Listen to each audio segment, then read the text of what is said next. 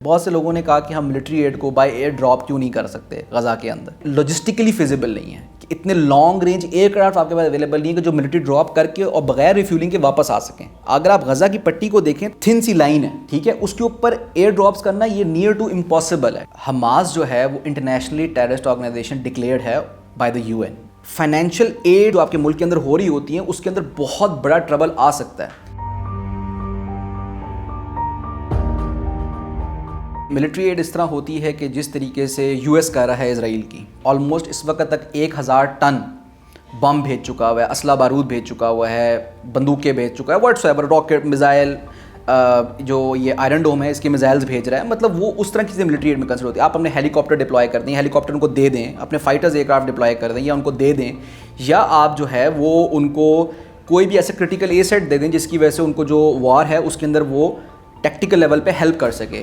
देखिए, सबसे पहले प्रॉब्लम ये होता है कि जहाँ पे आपने इस तरह की मिलिट्री एड भेजनी है तो आपको सबसे बड़ा जो इशू आता है वो लॉजिस्टिक्स का है कि आपने वहाँ पे मिलिट्री एड भेजनी किस तरीके से, बाय एयर भेजेंगे, बाय सी भेजेंगे या बाय लैंड भेजेंगे। जितना डिस्टेंस होता है उतनी ही मिलिट्री एड भेजना मुश्किल काम है। अगर दूसरे इशू की हम बात करें तो हमें ये देखना पड़ता है कि वहाँ पे जहाँ पे आपने मिलिट्री एड भेजनी है वहाँ पे जो उस जगह की नेबरिंग कंट्रीज़ हैं, क्या वो आपको अलाउ करती हैं या नहीं अलाउ करती हैं। अगर वो अलाउ नहीं करती हैं तो इट्स वेरी डिफ़िकल्ट कि आप उनकी स्पेस को, या एयर स्पेस हो या सी की रूट्स हों, या आप उनकी जो लैंड स्पेस है उसको आप वायलेट करके वहाँ पे कोई चीज़ भेजें। और तीसरा जो इशू आता है वो ये आता है कि इंटरनेशनल कम्युनिटी, यानी कि यूनाइटेड नेशंस, वो इसके बारे में पॉलिसी क्या रखता है। अगर तो वहाँ पे पीस कीपिंग फोर्स भेजनी है तो ऑब्वियसली वो under the umbrella of UN होती है, और जो भी चीज़ under the umbrella of UN होती है उसको करना लॉजिस्टिक्स वाइज और ओवरऑल इंटरनेशनल लॉज के हिसाब से बहुत आसान होता है।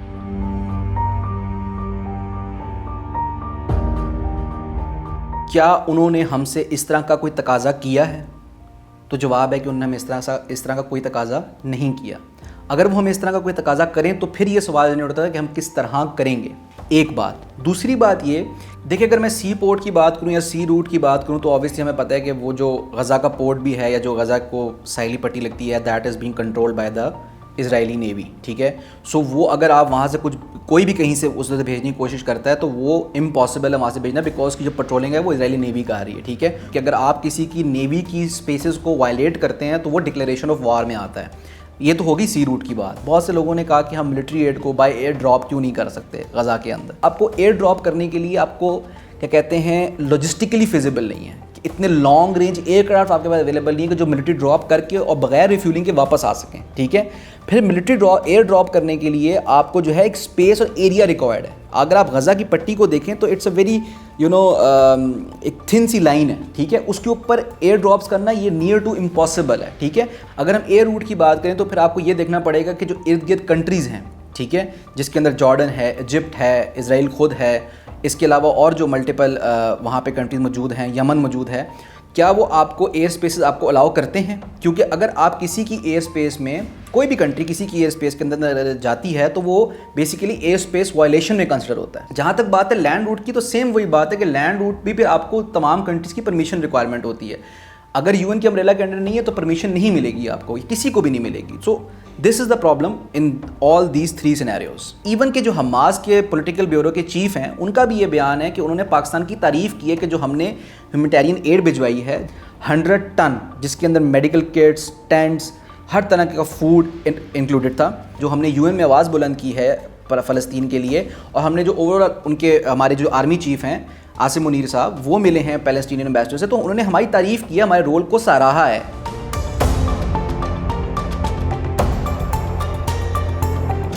Hamas is then again the elected body of the Gaza people. But जब हम बात करते हैं इंटरनेशनली बैंड आउटफिट्स की तो उसमें प्रॉब्लम ये आता है कि आपको याद होगा कि पाकिस्तान पहले FATF की ग्रे लिस्ट में था, ठीक है।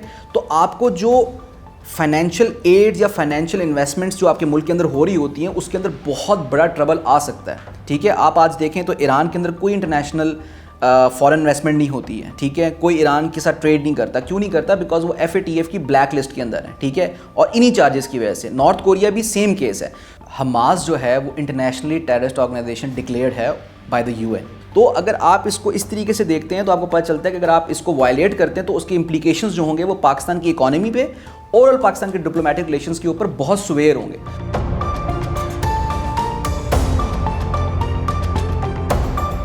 Obviously this is not possible कि हमास ने अभी तक जो 5000 रॉकेट फायर किए और वो क्लेम करते हैं they have more than 50,000 rockets, वो सिर्फ जो है वो खुद से इंडिजिनसली अपनी टनल्स के अंदर बना सकें। बिकॉज जो प्रपल्जन होता है रॉकेट का, या प्रपल्जन फ्लूइड जो होता है, या फ्यूल जो होता है, चाहे वो लिक्विड बेस्ड हो चाहे वो सॉलिड बेस्ड हो, और जो वारहेड होता है वो आप घर में होममेड नहीं बना सकते। इसके लिए मल्टीपल मशीनरी रिक्वायर्ड है, multiple high precision equipment required है इसको चीज़ को बनाने के लिए। एक बात। दूसरी बात ये, जो बारूद होता है जो कि रॉकेट्स में यूज़ होता है या किसी भी तरह की बॉम्ब में यूज़ होता है, वो आईडीड होता है, यानी कि उसको आप टेस्ट करके आप उसको चेक कर सकते हैं कि उसका ओरिजिन कहाँ का ओरिजिन है। ठीक है, तो ये नहीं हो सकता कि कोई असला प्रॉपरली किसी फैक्ट्री में तैयार किया गया हो, ठीक है, और उसको आप ट्रेस ना कर सके। तो जितना भी बारूद या असला होता है उसको आप ट्रैक बैक कर सकते हैं, उसको आईडी कर सकते हैं कि वो कहाँ का ओरिजिन है, किस ईयर का मैन्युफैक्चर्ड है और वो किस रूट से सप्लाई हुआ है। क्योंकि जब आपको दो चीज़ें मिल जाती हैं कि ईयर ऑफ मैन्युफैक्चरिंग और कहाँ पे बना है, फिर सप्लाई रूट तो ऑटोमेटिकली ऑब्वियसली जो है वो उसको आइडेंटिफाई किया जा सकता है कि जो वो ATGM फायर कर रहे हैं, ठीक है, यानी कि एंटी टैंक गाइडेड मिसाइल्स जो वो फायर कर रहे हैं वो रशियन कॉर्नेट की कॉपी है। ठीक है, वो रशियन कॉर्नेट्स नहीं है, ठीक है, वो रशियन कॉर्नेट्स की कॉपी है, ईरानियन कॉपी है। सो हम यहाँ पे कह सकते हैं कि समहाउ जो कुद्स फोर्स है that is involve in supplying munition और द टेक्टिकल और the technical support to the Hamas. But internationally अभी तक ये बात साबित नहीं हुई है कि कौन उनको मिलिट्री साइड के ऊपर एड प्रोवाइड कर रहा है। ये सारी जो हैं ये थ्योरीज हैं।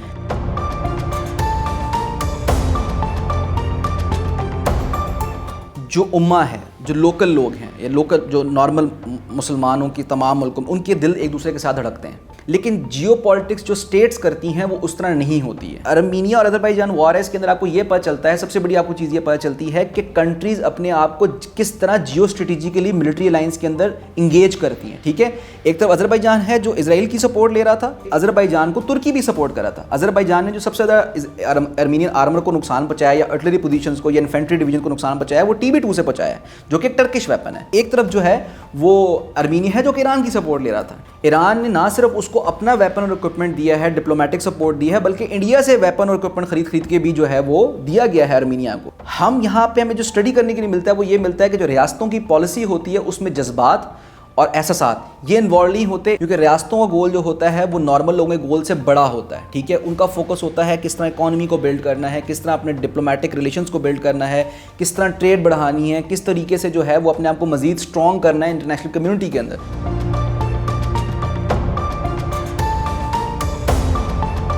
पाकिस्तान जो है वो ट्रेडिशनली वेस्टर्न अलाय था, but it's the west who pushed us towards the east which is the Chinese bloc जिसको हम ये बोलते हैं। ठीक है, द प्रॉब्लम इज़ कि पाकिस्तान का आज भी ऑफिशियल स्टांस यही है कि पाकिस्तान जो है वो वेस्ट और ईस्ट के दरमियान एक ब्रिज का काम करना चाहता है। पाकिस्तान का ऑफिशियली स्टांस ये है कि हम किसी ब्लॉक का हिस्सा नहीं है, बिकॉज वेस्ट जो है वो ऑलरेडी एक सुपर पावर है और ईस्ट जो है वो एक इमर्जिंग सुपर पावर है, तो उसके दरमियान ब्रिज भी तो किसी ने क्रिएट करना है। और मैं यहाँ पे कोट करना चाहूँगा जनरल बाजवा को, जब उन्होंने ये कहा था कि it's not us who are trying to get cozy with the east, it is the west who is pushing us. T-129 के इंजन्स अमेरिका ने डिनाई किए, हम तो ले रहे थे T-129। इसी तरीके से हम तो क्या कहते हैं AH-1Z अटैक हेलीकॉप्टर ले रहे थे, लेकिन US ने डिलीवर नहीं हमें किए, हमें F-16 की अपग्रेड्स के अंदर तंग किया गया, और इस तरह की बहुत सी एग्जाम्पल्स हैं। तो फिर हमने वो नीड्स और अपनी जो ख्वाहिशात थी, अपनी जो डिमांड्स थी, अपनी जो ऑपरेशनल रिक्वायरमेंट थी वो कहीं से तो पूरी करनी थी। तो that was the east who give us those capabilities.